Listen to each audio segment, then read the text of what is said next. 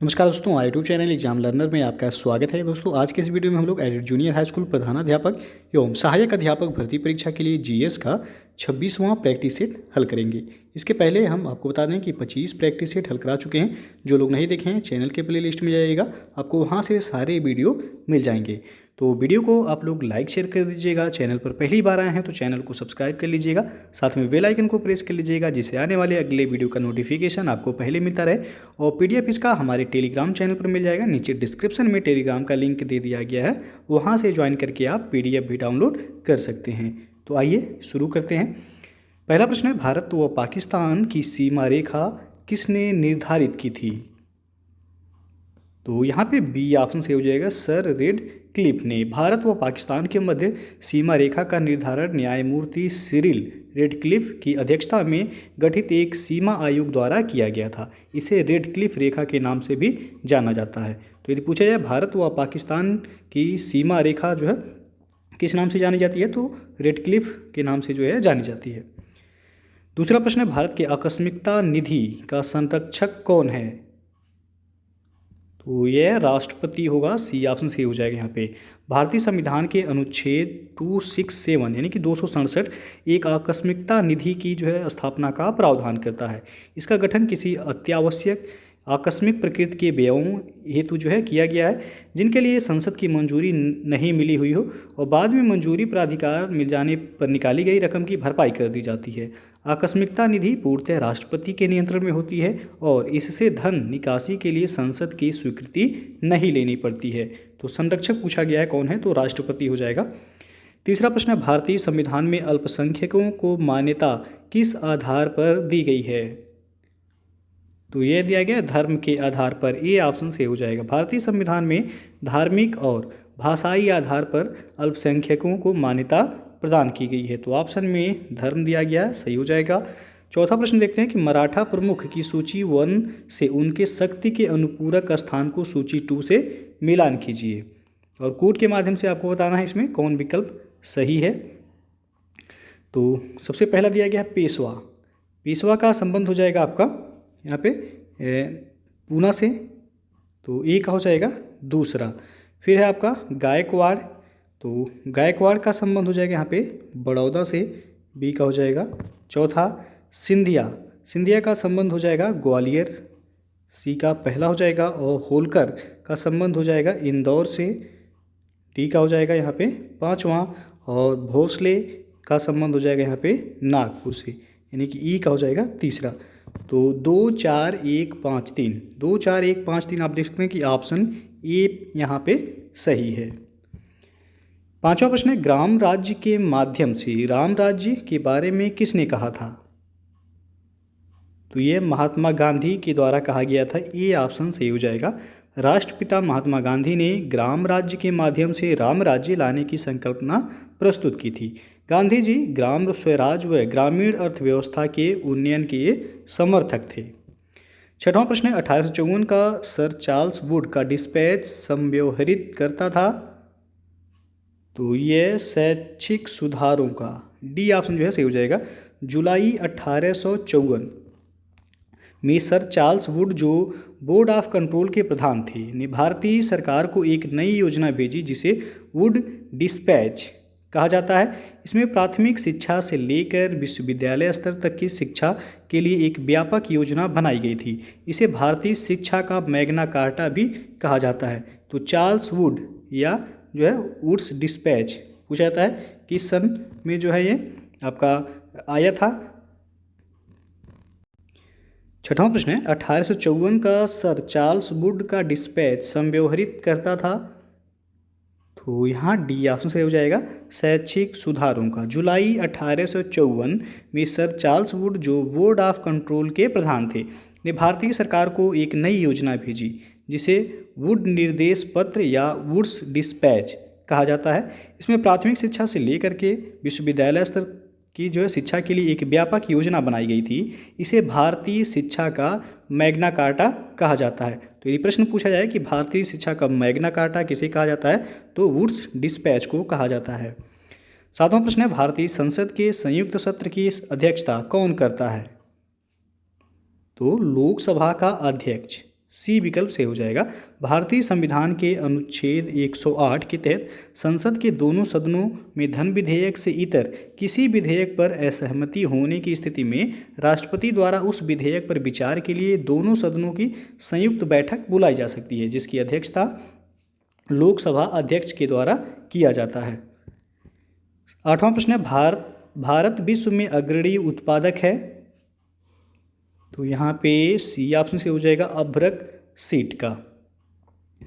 9वां question है आपका, निम्नलिखित क्षेत्रों में से कौन सा 1857 के गदर से प्रभावित नहीं हुआ? तो वह है चित्तौड़। बी ऑप्शन से हो जाएगा यहाँ पे। गदर मुख्यतः जो है रुहेलखंड, अवध, दिल्ली और मध्य भारत तथा बिहार के कुछ हिस्सों में उत्तर भारत के थोड़े से भाग तक ही जो है सीमित रहा। बंगाल और पूरे दक्षिण भारत सहित राजपूताना, पंजाब तथा पूर्वी भारत इससे कम प्रभावित हुआ। सिखों, मराठों, राजपूत जो कि चित्तौड़ और ग्वालियर से संबंधित थे, और पूर्वी भारत के राजाओं ने जो है 1857 के विद्रोह में भाग नहीं लिया था। तो यहाँ बी ऑप्शन जो है सही हो जाएगा। 10वां प्रश्न है, निम्न में से कौन सा जोड़ा अनुकूल नहीं है? तो यहाँ पे आपका सी ऑप्शन देख सकते हैं कि अनुच्छेद 17 दिया गया है, उपाधियों का समापन। तो अनुच्छेद 17 का संबंध है अस्पृश्यता का अंत से, जबकि अनुच्छेद 18 में जो है आपका उपाधियों का अंत जो है दिया गया है। बाकी जो है सभी यहाँ सुमिलित हैं। अनुच्छेद 14 में है विधि के अनुसार समानता, अनुच्छेद 16 में है समान अवसर, और अनुच्छेद 18 में है सैनिक उपाधियों की अनुमति। या जो है यहाँ पे आप कह सकते हैं कि अनुच्छेद 18 में जो है उपाधियों के समापन का प्रावधान है, परंतु विशेष परिस्थिति में राज्य को सैन्य या शैक्षणिक विशिष्टता में उपाधि देने का भी प्रावधान है अनुच्छेद 18 में। तो बाकी सभी सुमेलित हैं, सी ऑप्शन यहाँ सुमेलित नहीं है। 11वां प्रश्न है, बेटी बचाओ बेटी पढ़ाओ योजना को भारत में प्रारंभ किया गया है कब? तो यहाँ पे डी ऑप्शन से हो जाएगा जनवरी 2015 में। बेटी बचाओ बेटी पढ़ाओ योजना की उद्घोषणा प्रधानमंत्री नरेंद्र मोदी ने 22 जनवरी 2015 को पानीपत जो कि हरियाणा में है वहाँ से किया था, और देश की जनसंख्या में लड़कियों के कम अनुपात के दृष्टिगत लोगों को जागरूक बनाने के लिए बेटी बचाओ बेटी पढ़ाओ योजना शुरू की गई थी। 12वां प्रश्न है, संसदीय प्रकार की सरकार में वह बराबर वालों में पहला होता है वह कौन है? तो यहाँ पे आपका बी ऑप्शन से हो जाएगी प्रधानमंत्री। संसदीय सरकार में प्रधानमंत्री बराबर वालों में पहला होता है। हालांकि प्रधानमंत्री का चयन बहुमत दल वाले सांसद करते हैं, किंतु मंत्रिपरिषद का चयन वह स्वयं करता है। कैबिनेट में सहयोगी मंत्रियों के परामर्श पर प्रधानमंत्री ही निर्णय लेता है। इसीलिए लॉर्ड मार्ले ने प्रधानमंत्री को समकक्षों में प्रथम कहा है। तो यहाँ बी ऑप्शन जो है सही हो जाएगा। 13वां प्रश्न है, मौर्य वंश का अंतिम राजा कौन था? तो यहाँ पे ये ऑप्शन से हो जाएगा बृहद्रथ। मौर्य वंश का अंतिम राजा बृहद्रथ था। पुष्यमित्र शुंग इसका सेनापति था, और इसने बृहद्रथ को मारकर शुंग वंश की स्थापना जो कि 185 ईसा पूर्व में की थी। और महाकवि बाणभट्ट ने हर्षचरित में लिखा है कि अनार्य सेनापति पुष्यमित्र शुंग ने अपने स्वामी बृहद्रथ मौर्य को वह सेनाओं का निरीक्षण कराते समय जो है कुचल डाला था। तो यहाँ पे जो है आपका ये ऑप्शन सही हो जाएगा कि अंतिम मौर्य शासक जो था वह था बृहद्रथ। 14वां प्रश्न है, उत्तर प्रदेश सरकार द्वारा वार्षिक वित्तीय विवरण यानी कि बजट किस अनुच्छेद के द्वारा प्रस्तुत किया जाता है? तो अनुच्छेद 202 के तहत ए ऑप्शन जो है सही हो जाएगा। यहाँ पे राज्यों को अपना बजट अर्थात वार्षिक वित्तीय विवरण प्रस्तुत करना होता है, जो कि अनुच्छेद 202 के तहत राज्यपाल द्वारा रखवाया जाता है। और 15वां क्वेश्चन है, सारनाथ का लॉयन कैपिटल किस शासक से संबंधित है? तो यह अशोक से। बी ऑप्शन से हो जाएगा। सारनाथ का लॉयन कैपिटल ये अशोक से संबंधित है, यह अशोक के शासनकाल में ही बना था। 16वां क्वेश्चन है, भारतीय संविधान का कौन सा भाग केंद्र शासित प्रदेशों के बारे में बताता है? तो यहाँ पे सी विकल्प से भाग 8। भारतीय संविधान का भाग 8 संघ राज्य क्षेत्र जो कि अनुच्छेद 239 से लेकर के 242 तक जो है इसकी जानकारी प्रदान करता है, जबकि भाग 6 में जो दिया गया है यहाँ पे भाग 6 में है राज्य, और राज्य है आपका अनुच्छेद 152 से 237 तक। भाग 9 में जो डी ऑप्शन में दिया गया है पंचायतों से संबंधित है। 17वां क्वेश्चन है, अभ्युदय समाचार पत्र से संबंधित थे। तो यहाँ डी ऑप्शन से हो जाएगा, मदन मोहन मालवीय। अभ्युदय समाचार पत्र मदन मोहन मालवीय संपादित करते थे और वर्ष 1907 से उन्होंने इस समाचार पत्र का प्रकाशन शुरू किया गया था। इसके अतिरिक्त उन्होंने जो है हिंदुस्तान, फिर द इंडियन यूनियन और द लीडर नामक जो है समाचार पत्र भी निकाला था। और संपूर्णानंद, ये ऑप्शन में जो दिया गया है यहाँ पे आप देख सकते हैं कि संपूर्णानंद ने जो है मर्यादा नामक जो है पत्र निकालते थे। तो यहाँ पे जो है आपका डी ऑप्शन सही है। और 18वां क्वेश्चन है, प्रेस की स्वतंत्रता भारतीय संविधान के किस अनुच्छेद से मिलती है? तो यह अनुच्छेद 19, ये विकल्प सही हो जाएगा। प्रेस की स्वतंत्रता संविधान के अनुच्छेद 19(1) के तहत जो है वाक स्वातंत्र्य और अभिव्यक्ति स्वातंत्र्य के मौलिक अधिकार में यह निहित है। 19वां क्वेश्चन है, भारत में लौह अयस्क के निम्नांकित प्रकारों में सर्वाधिक भंडार किसका है? तो यह हेमेटाइट का, ए ऑप्शन से हो जाएगा। यहाँ पे ऑप्शन में जो दिया गया है कि हेमेटाइट लौह अयस्क के सर्वाधिक भंडार जो है हैं, और भारत में हेमेटाइट की उपलब्धता वाले राज्य जो हैं वह उड़ीसा है, झारखंड है, छत्तीसगढ़, कर्नाटक और गोवा है। तो यहाँ पे ए ऑप्शन जो है सही हो जाएगा। 20वां क्वेश्चन है, सूची 1 को सूची 2 के साथ मिलान करना है और कूट के माध्यम से बताना है कौन सा ऑप्शन सही हो जाएगा। तो आप देख सकते हैं एक तरफ कोयला क्षेत्र है, दूसरी तरफ उनकी अवस्थिति दिया गया है। तो तलचर ये आपका उड़ीसा में पड़ता है, कोयला क्षेत्र जो है। तो तलचर का संबंध हो जाएगा महानदी से, महानदी घाटी, यानी कि ए का हो जाएगा चौथा। कर्णपुरा ये आपका झारखंड में पड़ता है, कर्णपुरा झारखंड में पड़ता है और ये दामोदर घाटी से संबंधित है। तो यहाँ पे हो जाएगा बी का पहला। फिर है सिंगरौली, सिंगरौली ये आपका मध्य प्रदेश में पड़ता है, मध्य प्रदेश में भी पड़ता है और उत्तर प्रदेश के सोनभद्र में भी जो है कुछ भाग सिंगरौली का पड़ता है। तो सिंगरौली का संबंध हो जाएगा आपका सोन घाटी से, यानी कि सी का हो जाएगा दूसरा। और सिंगरेनी, याद रखिएगा सिंगरौली और सिंगरेनी अलग अलग है। सिंगरेनी आपका तेलंगाना में पड़ता है, तेलंगाना में, और यह गोदावरी घाटी से संबंधित है। तो डी का हो जाएगा यहाँ पे तीसरा, यानी कि 4, 1, 2, 3, 4, 1, 2, 3 जिस ऑप्शन में होगा वह सही हो जाएगा। तो यहाँ ए ऑप्शन जो है सही है। 21वां क्वेश्चन है, भारत में ऊर्जा का सर्वाधिक स्रोत है? तो यह कोयला, सी विकल्प सही हो जाएगा यहाँ पे। 22वां क्वेश्चन है, प्राचीन काल में किस जनपद की राजधानी उज्जैन थी? तो वह था अवंती का, ये ऑप्शन सही हो जाएगा। आधुनिक मालवा का क्षेत्र ही प्राचीन अवंती महाजनपद का क्षेत्र था। यह महाजनपद 2 भागों में बटा था, पहला उत्तरी अवंती और दूसरा दक्षिणी अवंती। उत्तरी अवंती की राजधानी उज्जैन एवं दक्षिणी अवंती की राजधानी जो थी वह थी महिष्मती। 23वां क्वेश्चन है, निम्नलिखित में से कौन सा एक सुमेलित नहीं है? तो यहाँ पे आप देख सकते हैं ये ऑप्शन में बाल्को दिया गया है Raipur. Bharat aluminium company limited Chhattisgarh के तत्कालीन बिलासपुर वर्तमान कोरबा जिले में स्थित है और Hindustan aluminium company limited Uttar Pradesh के सोनभद्र जिले में पिपरी गांव जो कि रेणुकूट में पड़ता है स्थित है। और national aluminium company limited Bhubaneswar Orissa में स्थित है।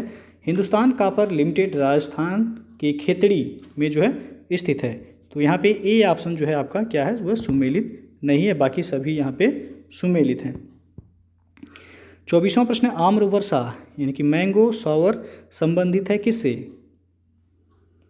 तो यह संबंधित है आम की फसल से। डी ऑप्शन जो है यहाँ पे सही हो जाएगा। आम्र वर्षा कर्नाटक एवं केरल में होने वाली मानसून पूर्व वर्षा फुहार है जो कि आम की फसल के लिए अत्यधिक लाभकारी होती है। यह वर्षा बंगाल की खाड़ी से उत्पन्न तूफानों के फलस्वरूप अप्रैल माह में होती है और इस वर्षा से आम की बौरें पेड़ से टूटकर गिरती नहीं हैं, अतः आम की फसल जो है वह अच्छी होती है। 25वां क्वेश्चन है, सन 2001 में ब्रिक शब्द को किसने गढ़ा था? तो यहाँ पे ए ऑप्शन से हो जाएगा जिम ओ नील ने। विश्व की बड़ी उदीयमान बाजार अर्थव्यवस्थाओं में ब्राज़ील, रूस, भारत तथा चीन के समूह को ब्रिक BRIC यानी कि ब्रिक कहते हैं और इस शब्द का प्रतिपादन वर्ष 2001 में गोल्डमैन सैक्स के अर्थशास्त्री जिम ओ नील ने किया था और 2010 में जो है दक्षिण अफ्रीका के शामिल होने पर इसका नाम क्या हो गया, ब्रिक्स हो गया। तो बी से ब्राज़ील, आर से हो जाएगा रसिया यानी रूस, आई से इंडिया, सी से चाइना और 2010 में जो है इसमें साउथ अफ्रीका शामिल हुआ था, तो अब इसलिए जो है ब्रिक्स इसे कहा जाने लगा। 26वां प्रश्न है, चावल की खेती के लिए आदर्श जलवायु परिस्थितियां हैं। तो यहाँ पे ए ऑप्शन से हो जाएगा कि 100 सेंटीमीटर से ऊपर वर्षा और 25 सेंटीमीटर से ऊपर ताप जो है यहाँ पे 25 डिग्री सेल्सियस से ऊपर ताप होगा। तो ये ऑप्शन यहाँ पे सही हो जाएगा। चावल ये उष्णकटिबंधीय फसल है जिसके लिए 25 डिग्री सेल्सियस से अधिक तापमान एवं 100 सेंटीमीटर से अधिक वर्षा की आवश्यकता होती है और कम वर्षा की दशा में सिंचाई भी करनी पड़ती है। तो यहाँ पे आपका ये ऑप्शन सही हो जाएगा। 27वां क्वेश्चन है, निम्नलिखित में से कौन सुमेलित नहीं है। तो यहाँ आप देख सकते हैं सी ऑप्शन में सिंदरी दिया गया है तांबा से। तो झारखंड में जो है, झारखंड राज्य में अवस्थित है सिंदरी, अपनी उर्वरक कारखानों के लिए जाना जाता है, ना कि जो है तांबा के लिए। बाकी आंवला उर्वरक के लिए प्रसिद्ध है, नेपाल नगर अखबारी कागज के लिए जो है, नरौरा आपका उत्तर प्रदेश में है, ये अणु शक्ति के लिए जो है प्रसिद्ध है। दोस्तों अनअकैडमी पर जो है scholarship test UP PCS prelims exam के लिए फ्री में यह टेस्ट सीरीज कराया जाता है, जो कि प्रत्येक संडे को दोपहर 1 बजे यह टेस्ट कराया जाता है और शाम को 7 बजे इसका एनालिसिस कराया जाता है। तो इस टेस्ट को आप लोग जो है ज्वाइन जरूर कीजिएगा।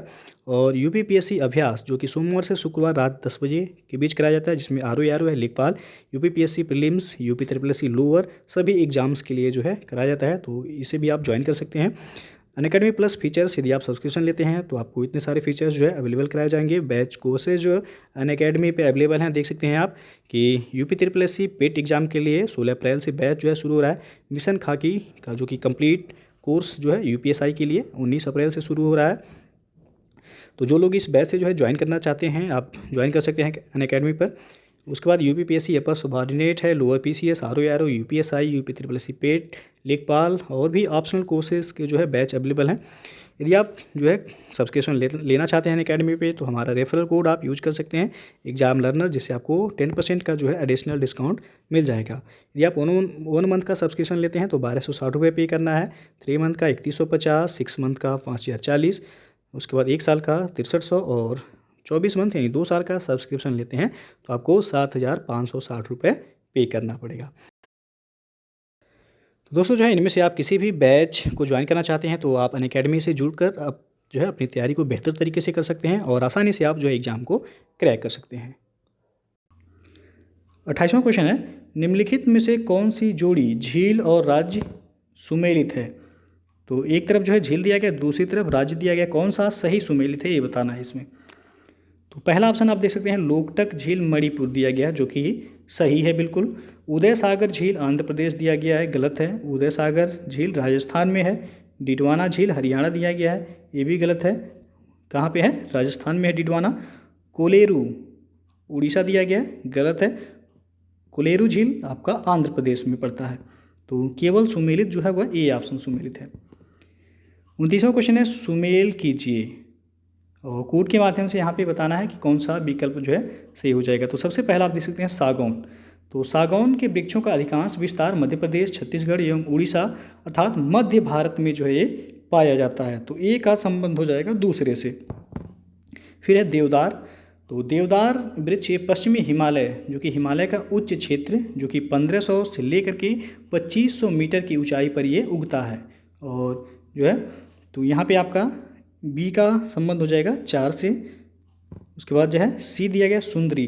सुंदरी पश्चिम बंगाल एवं बांग्लादेश में फैले सुंदरवन डेल्टा क्षेत्र के ज्वारी वृक्ष को कहते हैं। तो यहाँ पे सी का हो जाएगा तीसरा। फिर है सिनकोना। सिनकोना हिमालय के तराई क्षेत्र में भी ये पाए जाते हैं। तो डी का हो जाएगा पहला, यानी कि 2 4 3 1। 2 4 3 1 आप देख सकते हैं, ये ऑप्शन यहाँ पे सही है। 30वां क्वेश्चन है, निम्न में से किन के साथ इजराइल की साझी सीमाएं हैं। तो यहाँ ए ऑप्शन से हो जाएगा लेबनान, सीरिया, जॉर्डन और मिस्र के साथ। अगला क्वेश्चन है, मलाज खंड किस खनिज उत्पादन से संबंधित है। तो ये तांबा से संबंधित है, बी विकल्प से हो जाएगा। भारत में तांबा का सर्वाधिक उत्पादन मध्य प्रदेश राज्य से होता है। मलाज खंड, जिसे बालाघाट भी कहते हैं, ये मध्य प्रदेश का प्रमुख तांबा उत्पादक क्षेत्र है। 25वां क्वेश्चन है आपका, लोकतंत्र के 2 रूप कौन से हैं। तो प्रत्यक्ष और अप्रत्यक्ष हो जाएगा। बी ऑप्शन जो है सही हो जाएगा। लोकतंत्र के दो प्रकार होते हैं। पहला प्रत्यक्ष प्रत्यक्ष लोकतंत्र। प्रत्यक्ष लोकतंत्र जब प्रभुसत्तावान जनता प्रत्यक्ष रूप से शासन कार्यों में भाग लेती है, नीति निर्धारण और कानून बनाती है, प्रशासनिक अधिकारी नियुक्त कर उन पर नियंत्रण करती है, तो उसे हम प्रत्यक्ष लोकतंत्र कहते हैं। और अप्रत्यक्ष लोकतंत्र जब प्रभुसत्तावान जनता स्वयं प्रत्यक्ष रूप से इस प्रकार की प्रभुसत्ता का प्रयोग न कर अपने प्रतिनिधियों के माध्यम से करती है, तो उसे हम अप्रत्यक्ष लोकतंत्र कहते हैं। तो लोकतंत्र के दो रूप पूछा गया है, तो प्रत्यक्ष और अप्रत्यक्ष, यानी कि बी ऑप्शन सही है। 33वां क्वेश्चन है, कोयले के संचित भंडार की दृष्टि से भारत के राज्यों का निम्नलिखित में से सही अवरोही क्रम क्या है? तो संचित भंडार की दृष्टि से पूछा गया है, सी ऑप्शन सही हो जाएगा। छत्तीसगढ़, झारखंड, उड़ीसा, छत्तीसगढ़ और मध्य प्रदेश। सी ऑप्शन जो है सही हो जाएगा आपका। अगला क्वेश्चन है, भारत में प्रचुर मात्रा में उपलब्ध महत्वपूर्ण नाभिकीय ईंधन कौन सा है? तो यह है थोरियम। बी विकल्प सही हो जाएगा यहाँ पे। भारत में प्रचुर मात्रा में उपलब्ध महत्वपूर्ण नाभिकीय ईंधन थोरियम है। तो और भारत में जो है पुलीन बालू में उपलब्ध मोनाजाइट थोरियम का मुख्य स्रोत है। पुलीन बालू ये स्थलों में मौजूद मोनाजाइट में लगभग 9 से 10% थोरियम ऑक्साइड है। मोनाजाइट भंडार में लगभग जो है 0.98 मिलियन टन थोरियम धातु या लगभग 1.12 मिलियन टन थोरियम ऑक्साइड जो है वह मौजूद होता है। थोरियम जो है ये भारत के केरल राज्य में जो है पाया जाता है। अगला क्वेश्चन है, भारत के निम्न राज्यों में से किसे चीनी का कटोरा कहा जाता है? तो यह है उत्तर प्रदेश। ये ऑप्शन सही हो जाएगा। उत्तर प्रदेश को भारत का चीनी का कटोरा कहा जाता है और यह गन्ने का सबसे बड़ा उत्पादक राज्य भी है। अगला क्वेश्चन है, सूची 1 को सूची 2 के साथ मिलान करना है और कोड के माध्यम से बताना है कौन सा ऑप्शन सही हो जाएगा यहाँ पे।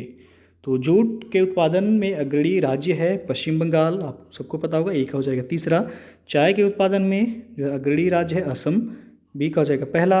रबर उत्पादन में केरल जो है पहले स्थान पे है, सी का हो जाएगा दूसरा।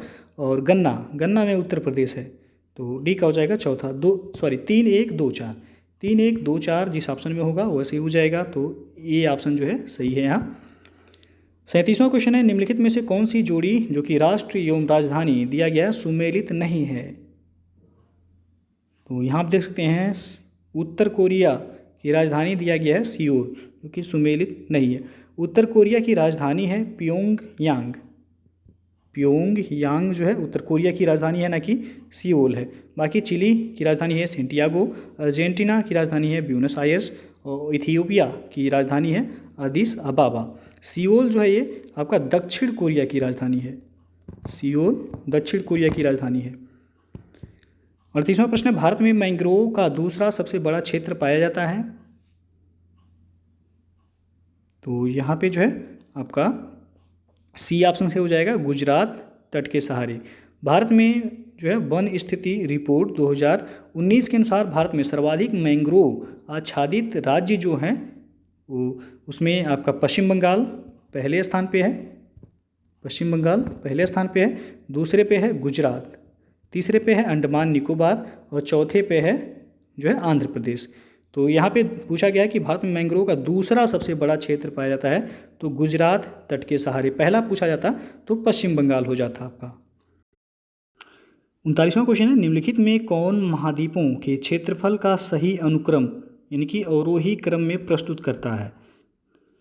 तो यहाँ आप देख सकते हैं कि ए ऑप्शन आपका सही होगा, एशिया, फिर अफ्रीका, उत्तरी अमेरिका और आपका यूरोप। कुल जो है यदि वर्तमान में देखा जाए तो कुल अब 8 महाद्वीप हो गए। पहले आप लोगों ने 7 पढ़ा होगा, 7 महाद्वीप, जिसमें है एशिया, अफ्रीका, उत्तरी अमेरिका, दक्षिणी अमेरिका, उसके बाद अंटार्कटिका, यूरोप और ऑस्ट्रेलिया। 8वां महाद्वीप के रूप में वैज्ञानिकों ने नाम जो दिया गया है, वैज्ञानिकों द्वारा जीलैंडिया नाम दिया गया है। तो क्रम आपको याद रखना है सबसे बड़े से घटते क्रम में। तो एशिया महाद्वीप सबसे बड़ा है। एशिया के बाद जो है आपका है अफ्रीका महाद्वीप, अफ्रीका के बाद आपका आ जाएगा उत्तरी अमेरिका, उत्तरी अमेरिका के बाद दक्षिणी अमेरिका, उसके बाद जो है आपका अंटार्कटिका आ जाएगा, अंटार्कटिका के बाद यूरोप, उसके बाद जो है ऑस्ट्रेलिया। तो एक क्रम जो है आप लोग याद रखिएगा। लेकिन 8वां महाद्वीप के रूप में जो है वैज्ञानिकों द्वारा जो नाम दिया गया उसे जीलैंडिया नाम दिया गया है। 40वां क्वेश्चन है, किसका अभाव लोकतंत्र से उसके कार्य संचालन को असंभव बनाती है? तो वह राजनीतिक दल। सी विकल्प यहाँ पे सही हो जाएगा। राजनीतिक दल का अभाव लोकतंत्र में उसके कार्य संचालन को असंभव बनाती है। 41वां क्वेश्चन है, रिंग ऑफ फायर किससे संबंधित है? पहला भूकंप से, दूसरा ज्वालामुखी से, तीसरा है प्रशांत महासागर से और चौथा है जंगल की आग से। तो अपना उत्तर नीचे दिए गए कोड की सहायता से चुनिए। तो यहाँ जो सही हो जाएगा आपका रिंग ऑफ फायर, भूकंप, ज्वालामुखी और प्रशांत महासागर से। जंगल की आग नहीं होगा इसमें, तो 1, 2, 3 यानी कि ए ऑप्शन जो है सही हो जाएगा यहाँ पे। रिंग ऑफ फायर ये प्रशांत महासागर क्षेत्र में भूकंप तथा ज्वालामुखी से प्रायः प्रभावित परिक्षेत्र है। इस पेटी में संपूर्ण विश्व के लगभग 90% भूकंपों का अनुभव किया जाता है। यहाँ भूकंप के लिए 4 प्रमुख दशाएं जो हैं, पहला है सागर तथा स्थल भागों के मिलन बिंदु, दूसरा मोड़, नवीन मोड़दार पर्वतीय क्षेत्र, तीसरा है ज्वालामुखी क्षेत्र और चौथा विनाशी प्लेट सीमाओं का अपसरण। ये 4 प्रमुख जो है दशाएं हैं। तो इसमें पहला, दूसरा, तीसरा जंगल की आग इसमें सही नहीं है, ये ऑप्शन सही हो जाएगा। 42वां क्वेश्चन है, निम्नलिखित में से कौन सी एक झील तंजानिया और युगांडा के बीच अंतर्राष्ट्रीय सीमा बनाती है? तो यह विक्टोरिया झील। सी ऑप्शन जो है सही हो जाएगा। विक्टोरिया झील को विक्टोरिया न्यांजा के नाम से भी जाना जाता है और यह झील युगांडा तंजानिया, युगांडा केन्या तथा केन्या तंजानिया के बीच अंतर्राष्ट्रीय सीमा बनाती है। 43वां क्वेश्चन है, निम्नलिखित में से कौन किसी लोकतांत्रिक देश की सबसे महत्वपूर्ण राजनैतिक संस्था है? तो यह है संसद। बी ऑप्शन सही हो जाएगा यहाँ पे। किसी भी लोकतांत्रिक देश की सबसे महत्वपूर्ण राजनीतिक संस्था संसद होती है। जैसे भारत में संसदीय शासन प्रणाली स्वीकार की गई है, अतः संसदीय सर्वोच्चता भारतीय राजनीति की जो है प्रमुख विशेषता है। तो यहाँ पे बी ऑप्शन जो है सही। 44वां क्वेश्चन है, निम्नलिखित में से कौन सुमेलित नहीं है? एक तरफ मरुस्थल दिया गया, दूसरी तरफ देश दिया गया है। तो सोनोरन मरुस्थल संयुक्त राज्य अमेरिका में है, बिल्कुल सही है। तकलामकान ये चीन के जिनजियांग प्रांत में स्थित है, ये भी सही है। सी दिया गया कराकुम मरुस्थल ये आपका तुर्कमेनिस्तान में है, ये भी सही है। डी ऑप्शन यहाँ सही नहीं है। गिब्सन मरुस्थल दिया गया ब्राज़ील। गिब्सन रेगिस्तान ये आपका पश्चिमी ऑस्ट्रेलिया में पड़ता है, ना कि जो है ब्राज़ील में। तो डी ऑप्शन यहाँ पे आपका सुमेलित नहीं है। 45वां प्रश्न है, त्रिभाषा सूत्र की सिफारिश किस समिति ने की थी? तो कोठारी समिति ने। डी ऑप्शन जो है सही हो जाएगा। त्रिभाषा सूत्र की सिफारिश कोठारी समिति द्वारा की गई थी। कोठारी आयोग का गठन डॉक्टर दौलत सिंह कोठारी की अध्यक्षता में भारत सरकार ने वर्ष 1964 में किया था, जिसने अपनी रिपोर्ट को 1966 में सरकार को सौंपी थी। इसी आधार पर भारत सरकार ने राष्ट्रीय शिक्षा नीति 1968 की घोषणा भी की थी। और 46वां क्वेश्चन है, निम्नलिखित में से कौन सही सुमेलित नहीं है? तो इसमें आप देख सकते हैं डूरंड रेखा दिया गया है कि बांग्लादेश और भारत के बीच है, जो कि गलत है। तो भारत डूरंड रेखा ये बांग्लादेश और भारत के मध्य नहीं है, भारत एवं अफगानिस्तान के मध्य है। तो क्या है आपका सुमेलित नहीं है। रेड क्लिफ रेखा भारत और पाकिस्तान के बीच है। मैगिनार रेखा फ्रांस और जर्मनी के बीच है। हिंडनबर्ग रेखा पोलैंड और जर्मनी के बीच है। सभी सुमेलित हैं, सी ऑप्शन सुमेलित नहीं है। 47वां प्रश्न है, विश्व में दुग्ध उत्पादन के क्षेत्र में भारत का स्थान कौन सा है? तो आप सबको पता होगा भारत का स्थान पहला है इसमें, ए ऑप्शन सही हो जाएगा। 48वां क्वेश्चन है, तेंदुलकर समिति ने भारत में गरीबी रेखा के नीचे की जनसंख्या का निम्न में से कौन सा अनुपात आकलित किया था? तो तेंदुलकर समिति ने जो है वर्ष 2004-05 में भारत में गरीबी रेखा के नीचे की जनसंख्या का प्रतिशत जो दिया था वह 37.2 आकलित किया था। बाद में सन 2011-12 में योजना आयोग ने एक आंकड़ा इसमें जारी किया गया तेंदुलकर प्रविधि के अनुसार, जो कि उन्होंने 21.9% बताया है। लेकिन यहाँ जो है आपका बी ऑप्शन सही हो जाएगा। 49वां प्रश्न है, ब्लॉक स्तर पर पंचायत समिति है। तो ब्लॉक स्तर पर पंचायत समिति प्रशासनिक प्राधिकरण हो जाएगा, बी ऑप्शन सही हो जाएगा। ब्लॉक स्तर पर पंचायत समिति एक प्रशासनिक प्राधिकरण या हम कह सकते हैं प्रशासनिक प्राधिकारी के रूप में कार्य करती है और यह ग्राम पंचायत और जिला प्रशासन के मध्य संपर्क स्थापित करती है। अंतिम क्वेश्चन है, हाल ही में भारत ने S-400 मिसाइल सौदा समझौता किस देश के साथ किया है? तो इन्होंने रूस के साथ किया है, सी विकल्प सही हो जाएगा। S-400 ये लंबी दूरी की सतह से हवा में मार करने वाली एक मिसाइल प्रणाली है। भारत ने इसकी खरीद के लिए रूस के साथ सौदा समझौता पर हस्ताक्षर किया है। तो ये था जो है आपका जूनियर हाई स्कूल प्रधानाध्यापक एवं सहायक अध्यापक भर्ती परीक्षा के लिए जीएस का 26वां प्रैक्टिस सेट। इसके पहले हम जो है 25 प्रैक्टिस सेट अपलोड कर चुके हैं। तो जो लोग नहीं देखे हैं चैनल के प्लेलिस्ट में जाइएगा, आपको वहां से सारे वीडियो मिल जाएंगे। तो वीडियो यदि पसंद आया हो तो लाइक शेयर कर दीजिएगा। चैनल पर पहली बार आए हैं तो चैनल को सब्सक्राइब कर लीजिएगा, साथ में बेल आइकन को प्रेस कर लीजिएगा, जिससे आने वाले अगले वीडियो का नोटिफिकेशन आपको पहले मिलता रहे। PDF टेलीग्राम चैनल पर मिल जाएगा, नीचे डिस्क्रिप्शन में जाइएगा तो आपको टेलीग्राम का लिंक मिल जाएगा, वहाँ से ज्वाइन करके आप PDF भी डाउनलोड कर सकते हैं। तो वीडियो को पूरा देखने के लिए बहुत बहुत धन्यवाद।